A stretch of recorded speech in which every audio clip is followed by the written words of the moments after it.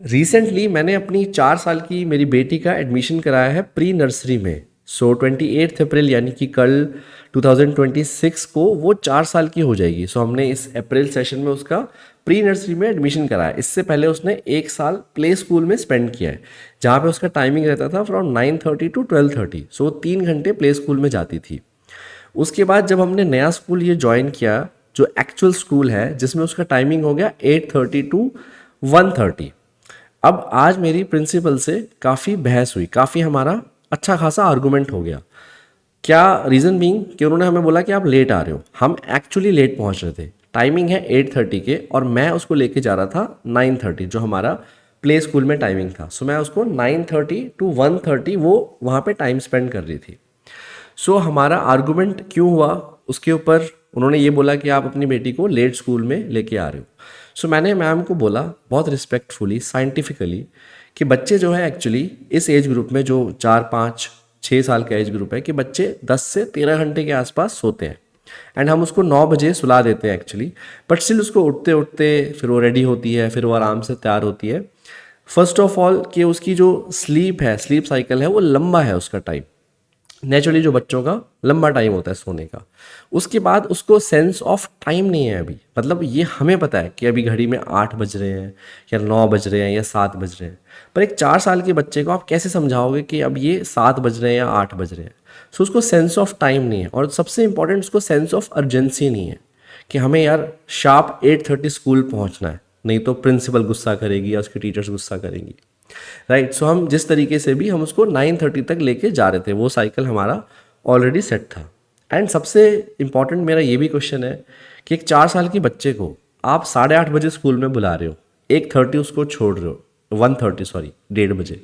तो आप इतने इस 5 घंटों में 9:30, 10:30, 11:30, 12:30, 1:30, 5 घंटों में आप एक 4 साल के बच्चे को ऐसा क्या सिखा दोगे जो आप 9:30 से 1:30 के बीच में नहीं सिखा पाओगे, यानी कि 4 घंटे मेनली। मैंने उनसे इस चीज़ के ऊपर मेरी बात हुई उनसे। फिर जब हम इस चीज़ के बारे में बात कर रहे थे, उन्होंने मुझे बहुत वियर लॉजिक दिए। एक लॉजिक उन्होंने ये दिया कि हम आपकी बेटी के लिए अपना टाइमिंग 9:30 तो नहीं कर सकते, क्योंकि ऐसे अगर मैं करने लगूंगी, मुझे सबके लिए टाइमिंग 9:30 करना पड़ेगा, तो मुझे तो स्कूल बंद करना पड़ेगा, मैं स्कूल कैसे चलाऊंगी। बाय द वे ये तब वो बोल रही थी जब मैं एक्सेप्ट कर रहा हूँ इस चीज़ को कि हाँ मैम हम लेट आ रहे हैं, हम एक्चुअली लेट हमें नहीं आना चाहिए, हम लेट आ रहे हैं।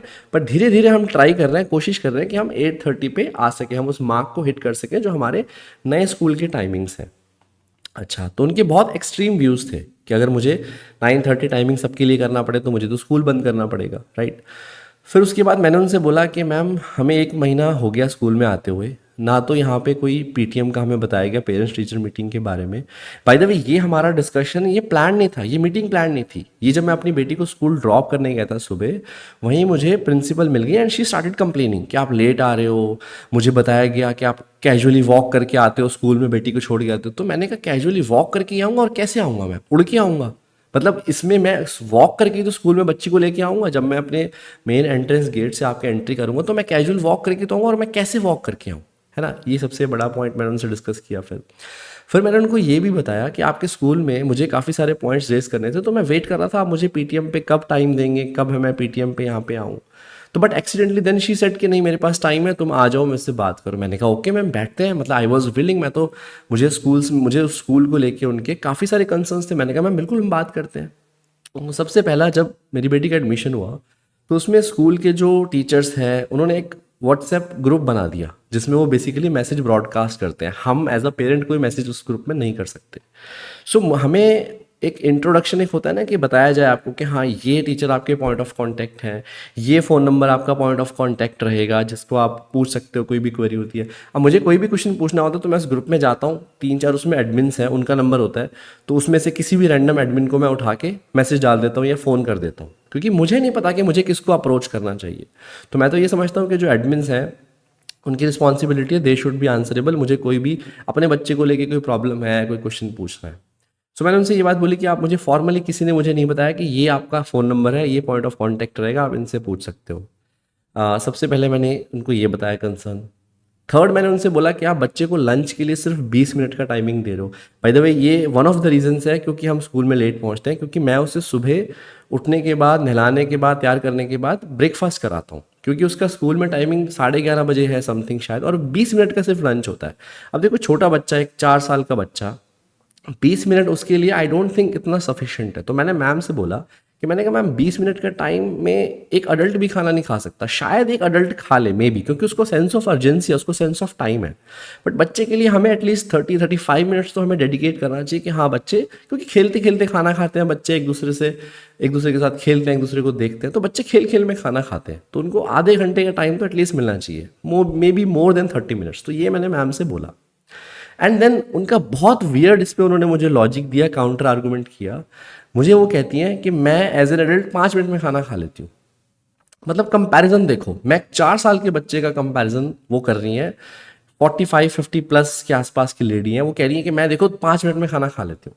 तो मैंने बोला मैम आप कंपैरिजन क्या कर रहे हो? अगर हमें अडल्ट के बीच में कंपैरिजन करना है तो मैं तो 1 मिनट में खा लेता हूँ, मैं सब चीज़ों का शेक बनाऊंगा and I will just Gulp it down my throat, मैं उसको 1 मिनट में ख़त्म कर दूंगा। तो सिंपली मैंने उनसे बोला कि मैंने कहा मैम आप क्या आर्गूमेंट मुझे दे रहे हो, ये कंपटीशन हमारे बीच का थोड़ी है, हम थोड़ी compete कर रहे हैं, हमें तो बच्चे के लिए एक एनवायरनमेंट कंड्यूसिव, सेफ और एक ऐसा कोलैबोरेटिव एनवायरनमेंट बनाना है जहाँ पे वो थ्राइव करे with the help of parents and teachers. तो मैंने उनसे ये बात बोली। फिर अगेन वो अपने काउंटर आर्गूमेंट्स देने लगी कि देखो मेरे बच्चे कभी लेट नहीं पहुंचे, मेरे भी 2 बच्चे हैं। तो मैंने कहा ग्रेट मैम, आपके बच्चे अच्छे हैं, आप फैंटेस्टिक पेरेंट हो। हम फैंटेस्टिक पेरेंट नहीं है, हम इम्परफेक्ट पेरेंट्स हैं, we are learning on this job. जब हमारा बच्चा न्यू बॉर्न था, जब वो पैदा हुई थी, तो मैं कुछ चीज़ें सीखा था जो नई थी, जो लाइफ में मैंने पहले कभी नहीं सीखी थी। अब वो 4 साल की हो गई। So in these 4 years I have also grown as a parent, मुझे भी बहुत सारी नई चीज़ें समझ में आई बच्चों के बारे में। तो we are growing along with our kids, कि 4 साल के बाद जब बच्चा आपका 6 साल, 10 साल, 12 साल, 15 साल का होगा, आप भी नई नई चीज़ें सीखोगे, नई नई प्रॉब्लम्स टैकल करोगे। सो आज का मेरा एक्सपीरियंस काफ़ी वियर्ड था प्रिंसिपल के साथ में, एंड हमारा डिस्कशन, जो हमारा आर्गूमेंट था बाय द वे, एंड उनके व्यूज़ सुन के तो मुझे सच में लगा कि शी इज़ क्वाइट एक्सट्रीम। तो मैंने उनको बोला कि मैंने कहा मैम मेरी ओपिनियन में आप बहुत एक्सट्रीम बातें कर रहे हो, मैं एज अ पेरेंट आपको अपनी प्रॉब्लम बता रहा हूँ and I am trying to also accept that कि हाँ हम गलती कर रहे हैं, हम लेट पहुंच रहे हैं, बट मैं आपसे ये बोल रहा हूँ कि as a collaborator I am ready to collaborate with you as a parent, कि हम अपनी तरफ से बेस्ट एफर्ट करेंगे, बेस्ट कोशिश करेंगे। आपका भी हमें सपोर्ट चाहिए सो दैट हम बच्चे को हम टाइम से लेके आ सकें। मतलब वहाँ पे मैं सुबह उसको ड्रॉप करने जा रहा हूँ, वो because of may be separation anxiety वो रोए जा रही है, एंड ऊपर से उसकी प्रिंसिपल, उसके टीचर्स, उसके हेड मिनिस्टर्स, 3-4 लोग मुझे आके बोल रहे हैं कि आप लेट ला रहे हो, बच्ची को लेट ला रहे हो। मैंने कहा यार let's try to understand the situation, पहले जो बच्ची रो रही है so let's specify her first, उसके बाद हमें अगर डिस्कशन करना है at length we will definitely sit maybe on a PTM meeting, और मे बी जब आपके पास टाइम, आप मुझे कॉल करो, आपके पास नंबर है आपके सिस्टम में, आपके स्कूल में, आप मुझे कॉल करके बुलाओ कि सर ये प्रॉब्लम है, आप आ जाइए, हमें आपसे बात करनी है। I am happy to meet you, I want to meet. मैं ऐसा पेरेंट हूँ एक्चुअली जो कोई भी पीटीएम मिस नहीं करता। बाय द वे जब मेरी बेटी प्ले स्कूल में भी थी तब उसकी पीटीएम्स होती थी, and I have never missed any PTM, because I am keen to understand कि मेरा बच्चा किस तरीके से स्कूल में टाइम स्पेंड कर रहा है। क्योंकि मेरे लिए मेरे बच्चे की फर्स्ट प्रायोरिटीज़ जो जिनको मैं समझता हूँ, जहाँ पे मेरा जीरो टॉलरेंस है, दैट इज़ सेफ्टी, कि बच्चा मेरा सेफ होना चाहिए, उसको कोई डराएगा धमकाएगा नहीं वहाँ पे, और कोई उसको किसी भी तरीके से फोर्स नहीं करेगा, उसकी सेफ्टी मेरी प्राइमरी कंसर्न है। उसके बाद कि वो अच्छे से खाना खा रही है, कंट्रीब्यूट कर रही है, पार्टिसिपेट कर रही है, दैट्स ऑल। मैं नहीं चाहता कि मेरा बच्चा फर्स्ट आए या फर्स्ट रैंक लाए, I am not that kind of parent कि नहीं यार 90% लाना है, 80% लाना है, 95% लाना, ना। आई वॉन्ट, मेरी प्रायोरिटीज क्लियर है कि यार आपकी सेफ्टी होनी चाहिए, हेल्थ आपकी अच्छी होनी चाहिए, आपने खाना खाया हो टाइम पे, एंड देन आपने कंट्रीब्यूट किया हो कि स्कूल में अगर कुछ गेम चल रहा है, कुछ पार्टिसिपेशन हो रहा है, तो they are including my kid as well, कि हाँ यार आपके बच्चे ने पार्टिसिपेट किया। एंड ये टीचर्स की रिस्पॉन्सिबिलिटी है टू मेक श्योर कि सारे बच्चे पार्टिसिपेट कर रहे हैं। सो अगर वो स्कूल में during the time of dropping her of, if she is crying, if she is not comfortable, and this is happening every day bye the way, she cries जब भी मैं उसको लेके जाता हूँ। अब हमें जाते हुए इस नए स्कूल में ऑलमोस्ट 1 महीना हो गया। सो जब भी मैं उसको लेके जा रहा हूँ शी इज़ क्राइंग, जो हर टाइम रोती है, हमेशा रोती है। सो कभी मुझे उसे कुछ टॉफ़ी देनी पड़ती है टू पैसिफाई, कभी कुछ छोटा सा चॉकलेट का पीस देना पड़ता है, and I highly try to avoid giving these things, but मुझे मेरे पास कोई ऑप्शन बचता नहीं है, क्योंकि सुबह सुबह मुझे दूसरे बच्चे को भी देखना है, and then I have to go to my work also. So उस टाइम पे मैं सोचता हूँ कि किस तरीके से हम इस सिचुएशन को पैसिफाई करें। सो मैं really I want to have this question for the school as well, कि as a teachers as a management what they are doing to make the things comfortable for my child. So ये मेरे सारे questions थे जो मैं discuss करना चाहता था ऑन अ पीटीएम. एक प्रॉपर सेटअप में हम बैठ के बात करें टीचर्स के साथ में और मैं सब टीचर्स से मिलूं. बट वो डिस्कशन हमारा आज इस तरीके से हुआ which was kind of heated argument I would say, which I was not expecting. Principal के ये व्यू सुनने के बाद जब हमारा डिस्कशन स्लैश आर्गूमेंट ओवर हुआ, सो मैं उनको एक चीज़ बोल के आया कि मैम जो डिस्कशन या जो आर्गूमेंट हमारे बीच में हुआ है एज एन अडल्ट, वो हमारे बीच में ही रहना चाहिए एज एन अडल्ट. एंड क्योंकि मैं उनकी सोच से, उनके इस थॉट प्रोसेस से इतना वरीड हो गया था, एंड आई थॉट कि शायद ये मेरे बच्चों को इम्पैक्ट कर सकती है. I don't know in which sense.